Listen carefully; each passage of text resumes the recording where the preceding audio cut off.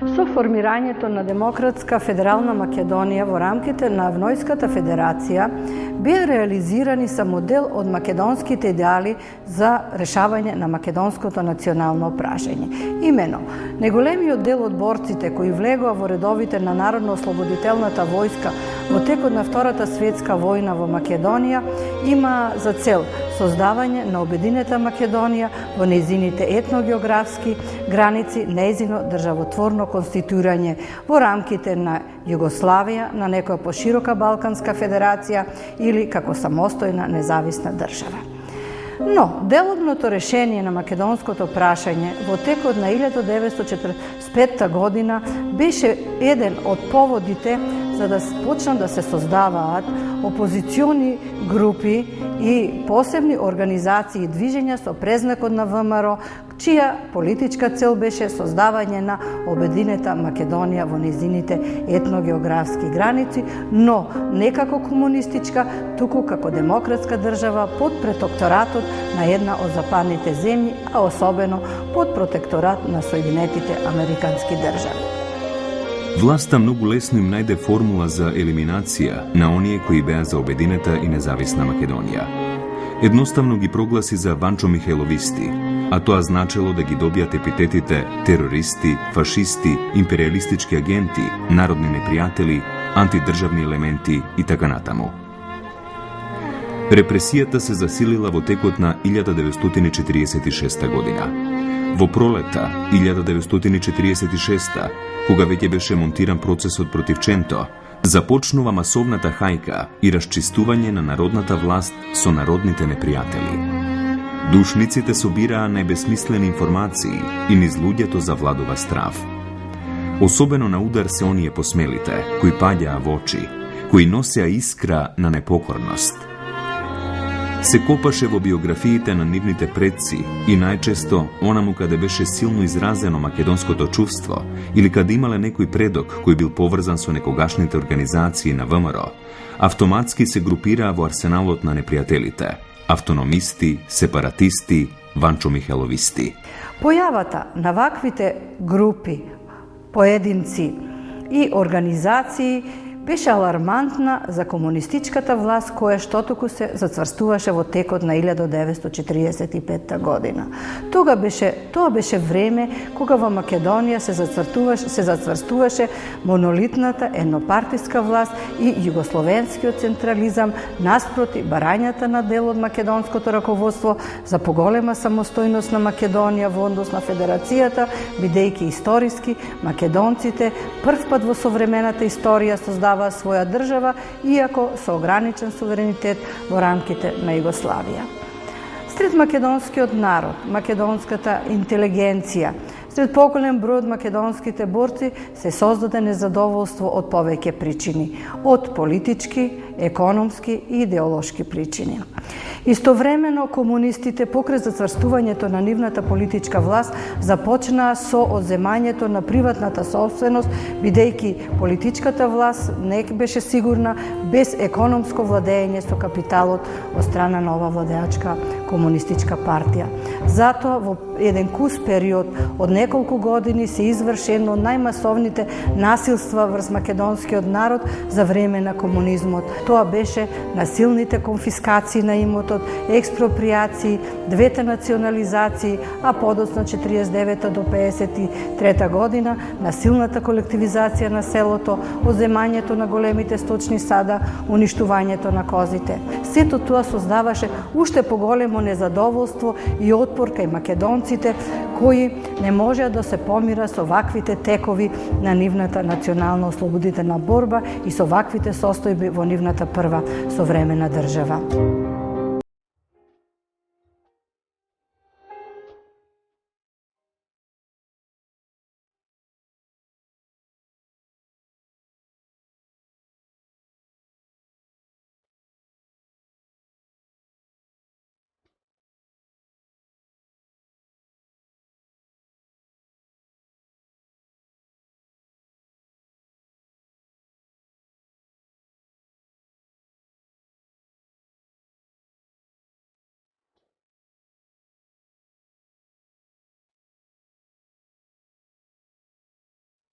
Будното око на Озна следеше се.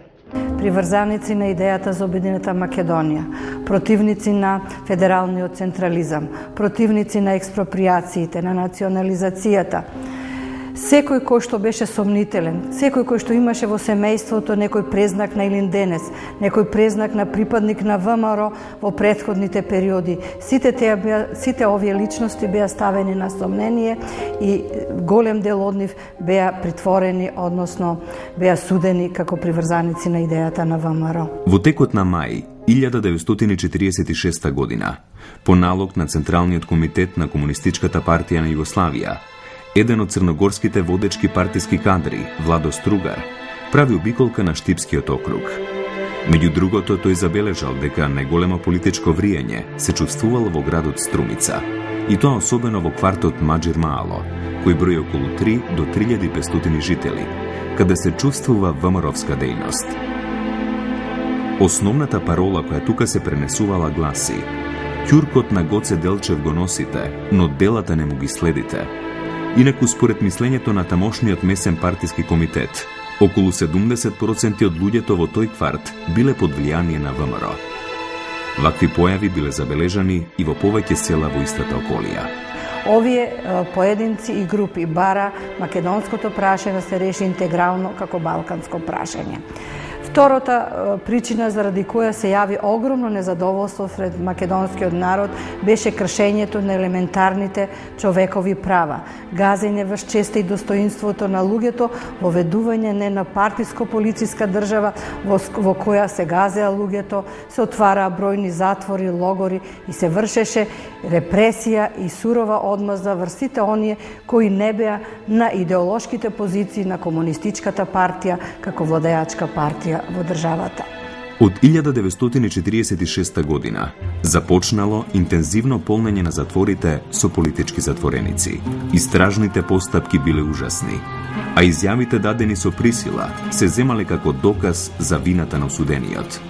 Многумина кои ги поминале тогашните комунистички затвори можат да се најдат во следниот исказ на еден од репресираните. Сум лежал во турски, во бугарски, во српски затвори, се поради Македонија. Ама не верував дека за Македонија ќе бидам затворен и од македонци. И во ниеден затвор мачењата не беа толку и такви како во македонскиот затвор. Толку зверства не видов во ниеден туѓ затвор. И покрај целиот систем на репресија, никој не можеше да го запри ширењето на овие идеи, барем во првите повоени години. Кај македонската младина беа живи илинденските традиции, беа живи идеалите за ВМРО, за обединета и независна македонска држава. Во првата група младинци од Струмица и Гевгелија, судени во 1946 година, во Идризово пристигнале Кочо Аџимишев, Љубен Топчев, Мирко Пецев, Ѓорѓи Јармов, Методи Калакашлиев и Боро Белев во август 1946 година. Втората група, судена летото 1947 година, Јосиф Јосифов од Гевгелија, Андон Брзилов од Гевгелија, Стојан Терзиев, Панче Шаламанов, Томе Шаламанов, Живко Костуранов, Никола Михајлов, Кирил Басев и Мануш Илиев. Штипските гимназисти кои стасале во Идризово се Наум Којзеклиев, Васил Ефтимов, Борис Давков, Панче Смилев, Митко Илиев, Љупчо Ефремов. Во Синџирот се надоврзуваат велешките гимназијалци Саздо Трајков, Круме Чушков, Тихомир Лукарев, Милчо Ефтимов, па скопските гимназијалци Глигор Чулев, Ацо Бачев, Тодор Велков, Јовче Трајчев, Столе Столев, Благоје Велковски. Охридската гимназија даде свој придонес со струшките и охридските ученици. Ташко Крстевски од Ресен, Климе Евров од Струга, Киро Мојсов од Струга, Крум Миладинов од Струга, Саво Коцарев, Перо Мостров и Никола Метулев од Охрид. Од Битолската гимназија беа Пецо Петков, Никола Коларов, Константин Христодулов, Крсте Петров, Бруно Котев, Димче Таки Попакоч, Крсте Гуговчев, Ѓорѓи Христов, Петар Динев. Глигор Чулев Горо, ученик од Кавадарци, кој одбивал да ги потврди измислените обвиненија. Во сите градови на Македонија имало учесници во судењето. И осудени се, сите се осудени, а има и смртни пресуди. Смртни пресуди и осудени и временски казни. Например, имате на Чулев, он имаше временска казна. Другите кои беа на смрт ги помилуваа. Например, Чулев малиот е многу поштено, искрено дете. Да му кажеше, за ова треба да се умре, идеше да умре. Ова треба да го направиш, ќе го направиш. И стана една мучка така. И он имаше и Чичко у затвор. Чичко му умре. Он умре, мачен умре. Нека не лажат. Он мачен умре. И другите кои умреа тука, и тие мачени умре. Во јули 1951 година наводно извршил самоубиство во затворот. Всушност, тој бил фрлен од 4-тиот кат на затворот. Благој Велковски, ученик од Скопје, умира во затвор. И така натаму. Покрај средношколската младина, биле забележани поголем број ВМРО-вски групи во Богданци, Кочани, Битола и во други градови. Во Богданци, уште од почетокот на 1945 година, била забележана организирана група ВМРО, која имала силно влијание дури на местниот Народно-ослободителен одбор. Оваа група се декларирала против интеграција на Македонија во Југославија, истакнувајќи ја паролата за автономна Македонија. Додека оваа група своите барања ги поставувала речиси јавно, во Кочани и околијата, ВМРО-вската група действувала поконспиративно. Особено активни биле битолските групи ВМРО, кои уште во текот на месец март започнале меѓусебно поврзување и кои имале силна поддршка во градот. Една од битолските автохтони, самоорганизирани групи, предводена од Ристо Димов, најмногу летоци растурила на 1 мај 1947 година. Најчеста содржина на летоците е да живее ВМРО, да живее идејата на Гоце и Даме за независна Македонија, долу србоманската политика на Лазар Колишевски и слично. На 13 мај 1947 година активисти од оваа група биле уапсени. Меѓу нив е и гимназистот Крсте Велјановски, кого методите на ресоциализацијата, применувани од страна на бранителите на нехуманото општество, ќе го доведат до психијатриска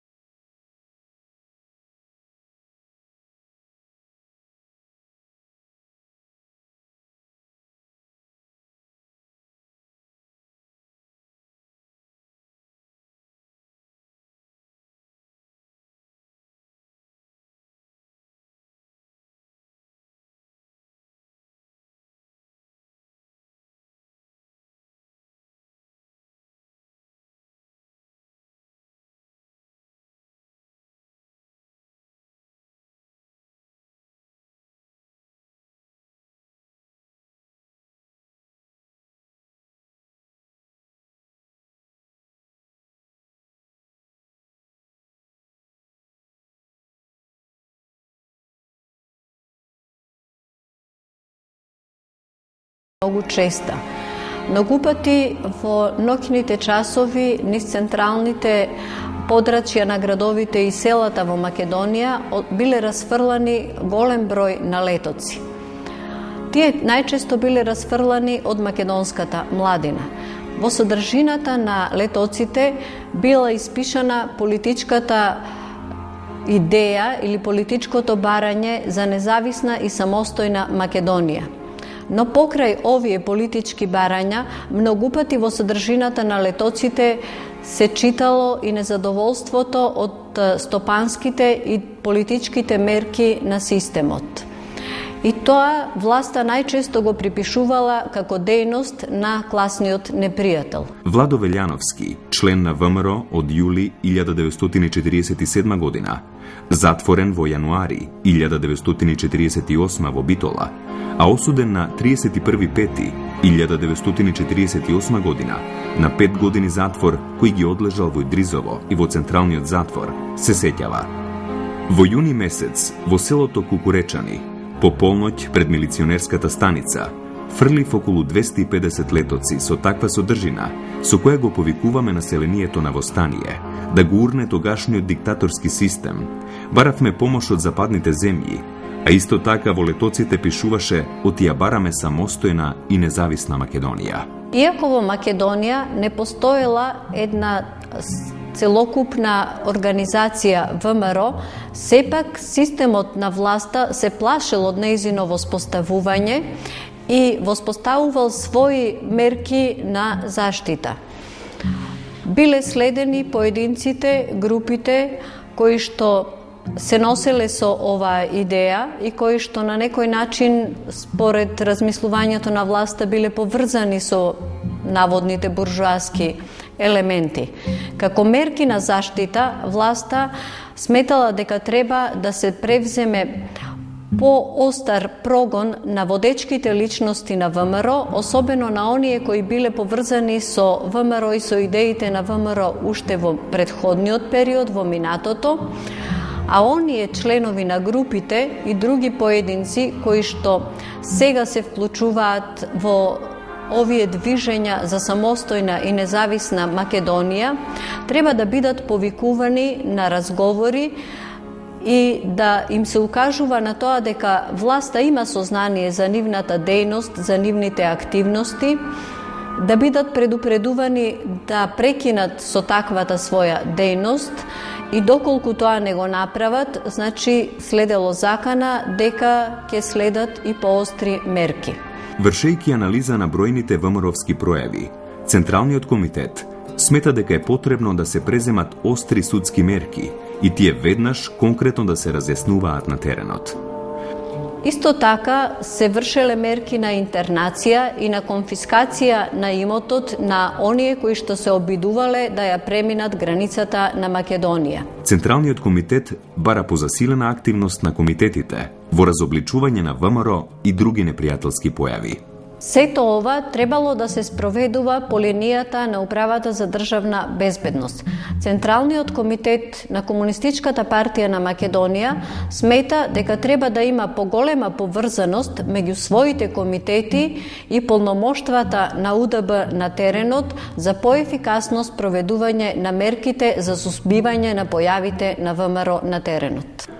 Прогонот на македонците во сопствената држава продолжил со несмален интензитет и во 1947 година. Помеѓу другите судења, Окружниот суд во Битола осудил 12 лица, од кои едно на смрт, а другите со долговременски казни строг затвор за противнародна дејност, организирање заради стварањето на некаква обединета Македонија, како и тоа да клавањето на една таква Македонија под протекторатот на Америка не значи ништо друго, ами повторно поробување на македонскиот народ и давање возможност на американскиот империализам да продре на Балканот. Со ваквото образложение на пресудата се осудени: под 1. Методије Коларов, осуден со стрелање на смрт, конфискација на целиот имот и трајно губење на сите политички и одделни граѓански права. Под 2. Славе Петровски, осуден на 12 години лишување од слобода и присилна работа. Под 3. Благој Нечевски, осуден на 15 години лишување од слобода со присилна работа. Под 4. Вангел Георгиевски, осуден на 6 години лишување од слобода. Под 5. Лазар Божиновски, осуден на 8 години лишување од слобода. Под 6. Димитрија Пандаровски, да издржи 8 години лишување од слобода и со конфискација на целиот имот. Под 7. Александар Лозановски, осуден на 11 години лишување од слобода со присилна работа. Под 8. Новица Миловановски, осуден на 7 години лишување од слобода со присилна работа. Под 9. Никола Коларов, син на првообвинетиот Методија Коларов, осуден на 15 години лишување од слобода со присилна работа и губење на сите политички и поедини граѓански права во трајање од 4 години. Под 10. Петар Динев, осуден на 11 години лишување од слобода со присилна работа. Под 11. Димитрije Папакоч, осуден на 11 години лишување од слобода со присилна работа. Под 12. Атанас Макешки, осуден на 10 години лишување од слобода со присилна работа. Еден од судените се сеќава: на нашето судење не се судеа нашите дела, зашто дела немавме, туку нашата идеја. На оптуженичка клупа се најде ВМРО. Нашата група беше за самостојна, автономна и обединета Македонија под протекторат на Америка и Англија, како гаранти за нашата самостојност и слобода. Ние немавме никаква помисла за Ванчо Михајлов, никаква помисла за приклучување кон некаква Бугарија. Меѓу повеќето жртви за кои нема оформено кривичен предмет е и случајот на свештеникот Ристо Гавровски од Струмица. Тој официјално беше прогласен за мртов дури во 1992 година. Свештеникот Гавровски и учесник во Народно-ослободителното движење, бил член на Народно-ослободителниот одбор во Струмица и еден од 9 иницијатори за првиот црковно-народен собор во Македонија. Пострадал во комунистичкиот режим по ослободувањето и бил притворен во истражниот затвор во Штип. Ристо Гавровски бил ликвидиран откако бил изнесен од истражниот затвор во Штип. Бил изнесен со образложение дека го водат да се изврши реконструкција на местото на апсењето. Неговата смрт представува уште една од оние со наводно исценирано бегство преку граница, но датумите на бегството и на сведоците кои по тој датум ги виделе сите негови маки во затворот зборуваат за прикривање на уште еден злостар. Наводното бегство во Грција може да се демантира со неговата физичка состојба после престојот во затвор, каде што бил сместен во затворска ќелија помала од квадратен метар, со денови бил тепан, малтретиран и со таква изнемоштеност реално не бил способен да ги претрча 10 километри и да ја премине границата кај селото Еднокуќево, како што официјално го обвиниле официјалните судски власти. Така, неверојатно бил убиен, а потоа фрлен во една од печките за Варна Беласица. Набргу, целиот негов имот бил ставен под секвестар. Бројот на македонското свештенство, прогонувани и судени за идеите на ВМРО, е забележителен. Тука можеме да го спомнеме и името на свештеникот Методија Гогов, подоц на господин Михаил, четвртиот поглавар на самостојната православна македонска црква. Методија Гогов е учесник во Народно-ослободителното движење на македонскиот народ во Втората светска војна и при крајот на војната станува член на АСНОМ. Тој е еден од организаторите на првиот црковно-народен собор во Македонија во март 1945 година.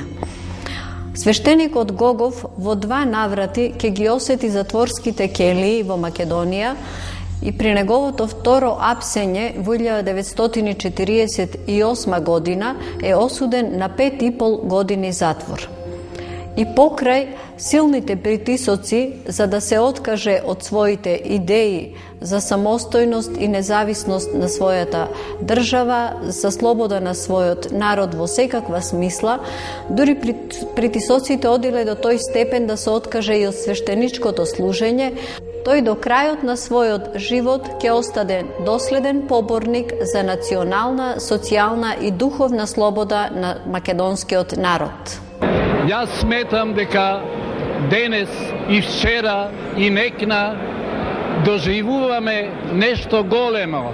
Ова са најголемите денови за цела Македонија и за сите македонци. Она што ние го доживуваме сега, сакале да го доживеат многу генерации македонски. Ние сме најсрекната, а ми имаме и најголема одговорност да покажеме дека сме навистина зрел народ кој ќе даде плодови не само за Македонија, за цела Европа и за целиот свет. Во системот на репресија која се вршела без приврзаниците на идејата за ВМРО, можеме да го спомниме и примерот, односно случајот на Ѓорги Карев, братот на Никола Карев, првиот претседател на Крушевската република. Иако имал 70 години, Ѓорги Карев за наводна нека приврзаност во војната кон бугарската страна, која воопшто не е точно историски докажано, но заради некаква лична одмазда на Злате Билјановски, бил изложен на најсуровите измачувања во затворот Идризово, а исто така, иако старец во подмината возраст на 70 години, тој ги поминал заедно со младите затвореници сите работни градилишта во Македонија, во Преспа, Моноспитово, секаде онаму Маврово, каде што имало работни логори, каде што работеле овие македонски затвореници.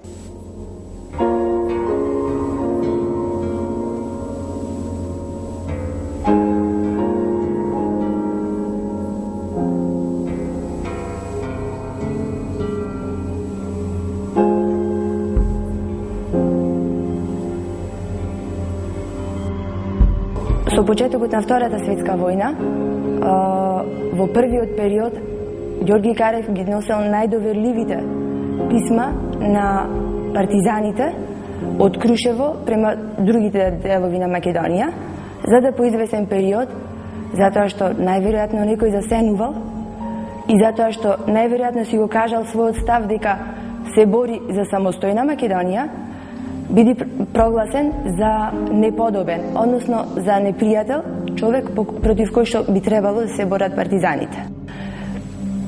По ослободувањето во 1944 година во Крушево е осуден. Судењето се одржало во сегашното основно училиште Никола Карев, јавно било. Наместо да биде осуден со смртна казна, биде осуден со 5 годишна затворска казна и покрај тоа што покажувањето на татко ми и тоа не било потребно, затоа што неговото делување и активност било насочено за формирање на самостојна македонска држава надвор од рамките на Југославија и евентуално обединување на цела Македонија со сите нејзини делови. Затворската казна не ја издржувал само во Идризово, ја издржувал на повеќе локации во Македонија, како што и било нормално во тоа време, ги разнесувале и по градилишта. Мојот татко со голема тага кажуваше дека во време на изградба на патот на планината Галичица, мојот дедо бил многу сурово измачкан. Бил ставан во буриња со ладна вода. Неговата казна, затворска казна, требало да заврши на 11 септември 1949 година. Ден пред неговото отпуштање од затворот, кога требало конечно да биде ослободен по 4 годишно затворски живот и по сите доживеани маки, Ѓорги Карев бил убиен од властите во затворот. Имено според кажувањата на очевидците, дента дошол Злате Билјановски и Ѓорги Карев бил многу вознемирен, бидејќи рекол: "Штом дојде Злате, за мен излегување нема." Според одредени искази, него го држеле, на неколку пати го носеле во безвоздушниот карцер и дека го задушувале, пред да умри го ваделе малку на возок и повторно го ставале. Но според искази на други негови другари, односно затвореници во тој период кои биле затворени во Идризово, и според зборовите на Борислав Градишки, еден од жртвите на комунистичкиот режим, тој бил отруен во последниот момент со таблета и во такви грчеви, во затруеност, завршил животот на Ѓорги Карев. Неговото тело од безвоздушниот канцер било изнесено на носилка и затворениците сватиле дека е мртов. Ѓорги Карев е брат на Никола Карев и беше со временска казна. У затворот многу му префрлива било за добро, било за лошо. Специјално он беше многу навреден од Злате Билјановски. И кога му дојде време за пуштање, он беше со временска казна, они покушава на 3 начина да го убијат. Прво, што беше една лежица на острела, за да сеча леп од лежицата. Друго, влажна струја да пати влажна струја и го стави во изолација неколку дена. Еден ден довоѓа надзирателот и му вика, те викаат у управата. И он отиде во управата и се враќа после еден саат, се враќа и му вика што беше тамо? Рече ми рекова дека сум растоен многу и треба да примам некој инекција, да не бидам толку да се пореме там нешто. А они му дале фактички инекција за смрт. По известно време ваѓа надзирателот, го знима и го носи у друга соба. Значи он стигна да му каже на овојга. А у другата соба, утента дента, ќе дојдува луѓе и како мртов го однесува. Значи он ја добил инекција од со настојување на Златата Билјановски. Кога мојот татко отишол за да го земи татко му негов од Идризово, му кажале дека починал од срцев удар. Татко ми тогаш гласно коментирал, независно што било едно поинакво време кога и други луѓе биле убиени за идејата што ја носеле со себе и за нивната љубов, гласно коментирал дека неговиот татко е убиен. Мојот татко, како син на Ѓорги Карев, го продолжил неговото дело. Со група други луѓе формирале здружение за осамостојување на Македонија. Македонија да се издвои од рамките на Југославија и да биде независна држава. Таквата група ја формирале некаде во 1958 година во Крушево и соработувале со други ВМРО-овци од други краишта на Македонија. Групата им била разбиена во 1959 година, биле уапсени и биле осудени. Татко ми одлежал во тој период 2 години затвор, од 59 до 61, суден. Во пресудата му стои дело против народот и државата. Кој дело против народот и државата? Кога се борел за неговата држава. Исто како и мојот дедо.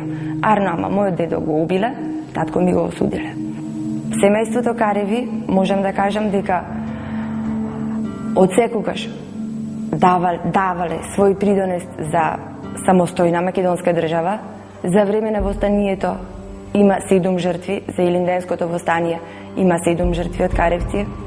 Никола Карев бил преседател на Крушевската република, значајна фигура во нашава историја, за да, жално, после само 40 години, неговиот брат го убие еден поинаков режим во затворот во Идризово.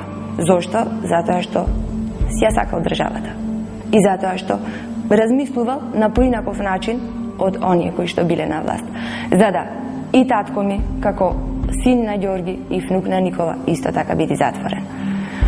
Горда сум што сум мокерка на Мише Карев, што ме воспитувал Мише Карев, затоа што во денешно време ретко има луѓе, чесни, луѓе што си ја сакаат својата татковина како Кареви.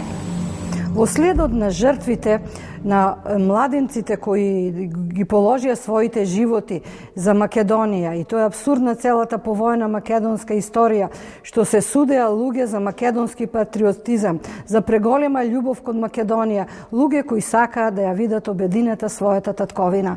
Тие луѓе беа најсурово репресирани како непријатели на Југославија, непријатели на југословенското братство единство, како рушители на државата и дури непријатели на сопствениот македонски народ. Во следот на тој систем на репресија, бројни младенци, само заради неиспишана парола да живее Македонија, долу србо-комунистичкиот режим, долу Лазар Колишевски или долу Стопанскиот план кој беше нереален и апсурден за да се реализира и така натаму, значи сите овие пароли кои ги поставуваа младинците по Втората светска војна беа сурово репресирани.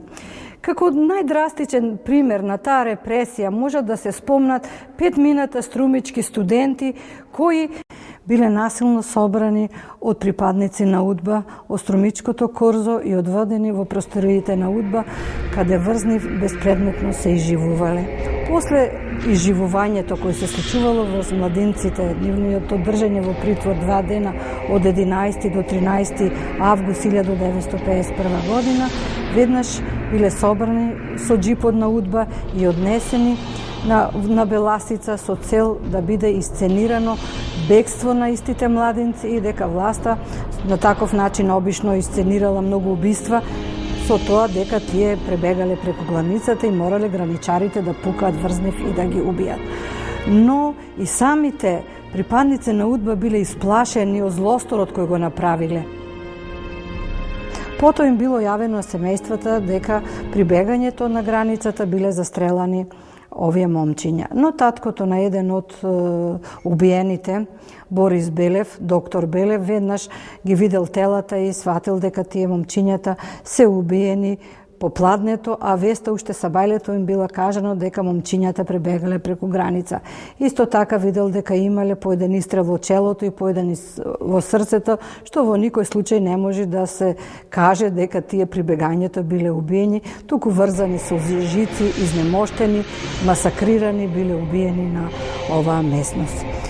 Како основен кривец за целиот овој масакр се смета тогашниот секретар на партискиот комитет Мара Минанова, која го присилила својот